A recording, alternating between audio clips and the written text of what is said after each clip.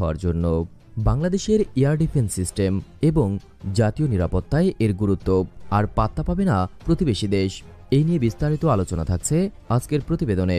বর্তমান সময়ে আধুনিক বোমারু এবং যুদ্ধবিমানের প্রযুক্তিগত উন্নয়নের ফলে স্থল, নৌ এবং বিমান বাহিনীর সকল সামরিক স্থাপনা এবং বেসামরিক গুরুত্বপূর্ণ স্থাপনাগুলো শত্রু বাহিনীর এয়ারফোর্সের প্রধান লক্ষ্যবস্তুতে পরিণত হয়েছে।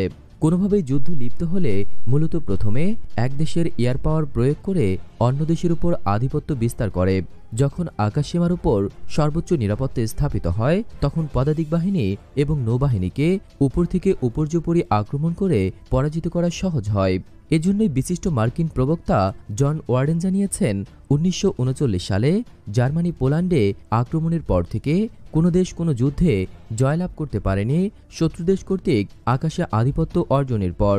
অপরপক্ষে কোনো দেশ যুদ্ধে হারেনি নিজেদের আকাশ আধিপত্য বজায় রেখে। কারণ বর্তমানের আধুনিক বোমারু বিমান ও যুদ্ধবিমানগুলো পদাতিক ও আর্টিলারি ফায়ার পাওয়ারের রেঞ্জের বাইরে থেকেও সুনিপুণভাবে লক্ষ্যবস্তুতে আঘাত হানতে পারে। বাংলাদেশের আকাশসীমার গভীরতা কম হওয়ায় এই হুমকি আরও বেশি মাত্রায় বহন করে। দেশের সার্বভৌমত্ব অক্ষুণ্ণ রাখতে দক্ষ ও স্বয়ংসম্পূর্ণ আকাশ প্রতিরক্ষা গঠন করা অপরিহার্য। সার্বিকভাবে এয়ার ডিফেন্স হচ্ছে মাতৃভূমির সামরিক এবং বেসামরিক স্থাপনাগুলোকে শত্রুর এয়ার অ্যাটাক থেকে রক্ষা করার কার্যক্রম। অন্যভাবে বলা যায়, এয়ার ডিফেন্স হচ্ছে শত্রুর এয়ার অ্যাটাক প্রতিহত করে অথবা শত্রুর আক্রমণের কার্যকারিতা কমায়। বাংলাদেশের এয়ার ডিফেন্স শক্তিশালীকরণ। আমাদের সামরিক বাহিনীর আধুনিকায়নের অন্যতম অংশ হচ্ছে এয়ার ডিফেন্সকে আধুনিকায়ন ও শক্তিশালীকরণ, যা ফোর্সেস গোল 2030-এর মধ্যে কয়েকটি ধাপে বাস্তবায়িত হবে।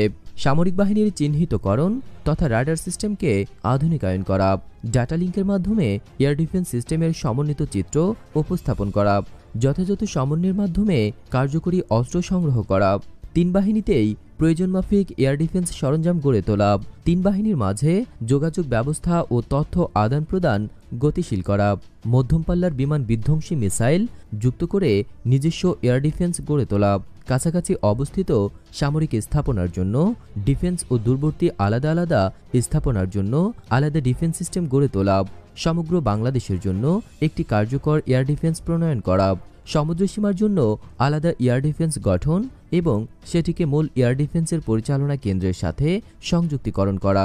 বাংলাদেশের আকাশ প্রতিরক্ষার কাঙ্ক্ষিত গ্রহণযোগ্য ব্যবস্থা।